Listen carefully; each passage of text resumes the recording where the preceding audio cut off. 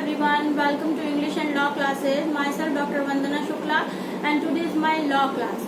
In this class today I would like to discuss about the concept of intellectual property rights.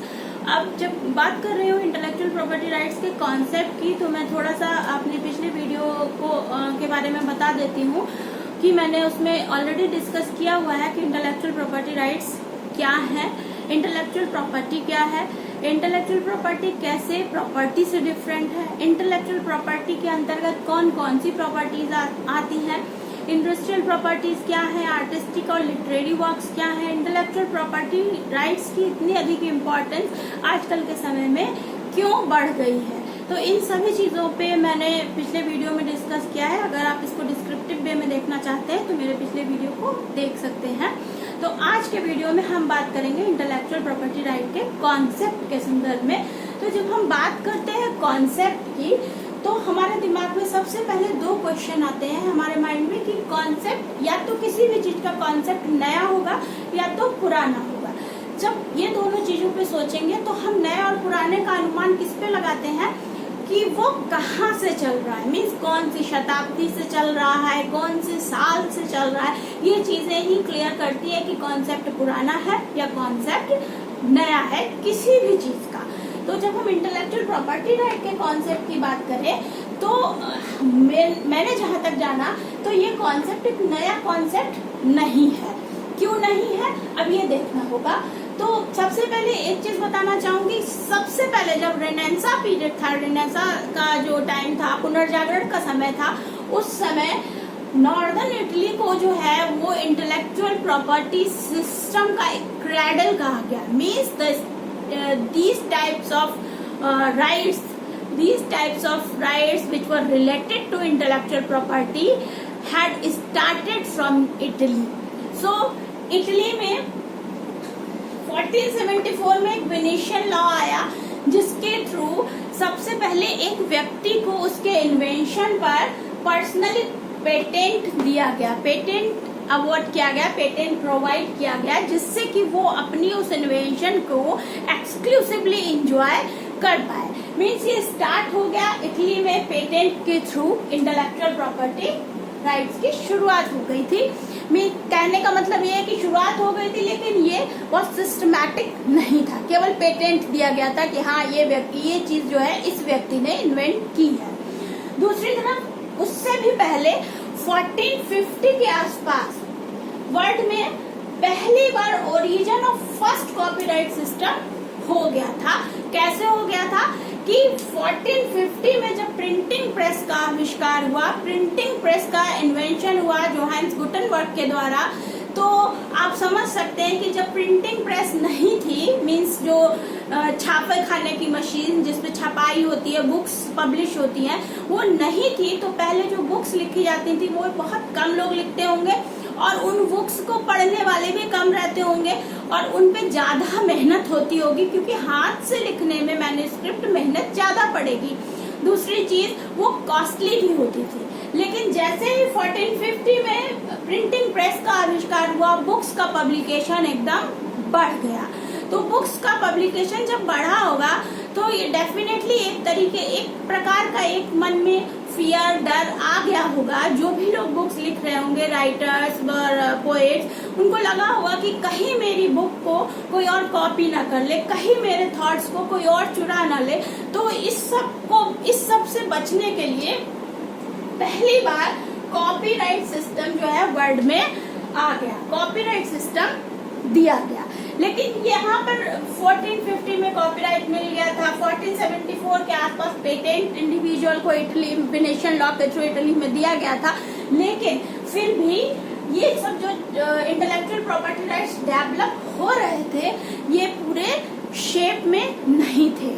ठीक है, shape में नहीं थे लेकिन डेवलपमेंट हो रहा था। अब ये प्रॉपरली कब से शेप में आए हम इसको देखेंगे। तो हम देखते हैं कि ये जो शेप में आए हैं, आईपीआर सिस्टम, जो भी इंटेलेक्चुअल प्रॉपर्टी राइट्स का सिस्टम है, वो प्रॉपरली शेप में आया from the end of 19th century, 19th century के एंड से। कारण कि अब 19th सेंचुरी और 15th सेंचुरी में बहुत अंतर हो गया। यहाँ 15th सेंचुरी की बात है, यहाँ ये शेप में आने शुरू हुए, मीन्स इनको एक रूप मिलने लगा प्रॉपर, तो वो 19th सेंचुरी में जाके मिलना शुरू हुआ। कारण क्या था कि 19th सेंचुरी तक बहुत सारे नए डेवलपमेंट हो चुके थे, जैसे समाज में, सोसाइटी में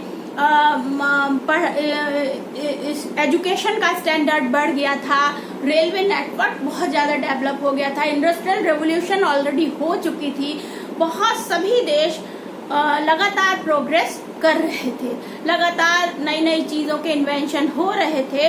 तो ऐसे में ज़रूरत पड़ी कि हम इंटेलेक्चुअल प्रॉपर्टी राइट्स को एक शेप दें, क्योंकि हर व्यक्ति, मान लीजिए कोई इंडस्ट्री के क्षेत्र में, इंडस्ट्रियल रेवोल्यूशन के फलस्वरूप कोई व्यक्ति कोई इंडस्ट्री के क्षेत्र में नया डेवलपमेंट कर रहा है, उसने कोई नया बिजनेस स्टार्ट किया है, उसने कोई नया डेवलपमेंट किया है, तो उसको किस एक्ट में रखा जाए, उसको कहाँ प्रोटेक्शन दिया जाए। किसी ने नई बुक्स लिखी हैं तो उसे हमने कॉपीराइट में प्रोटेक्शन दे दिया, किसी ने कुछ नई खोज किया उसे पेटेंट में दे दिया, लेकिन किसी ने अपने बिजनेस का कोई लोगो बनाया स्पेशल, उसको हम कहाँ प्रोटेक्ट करेंगे।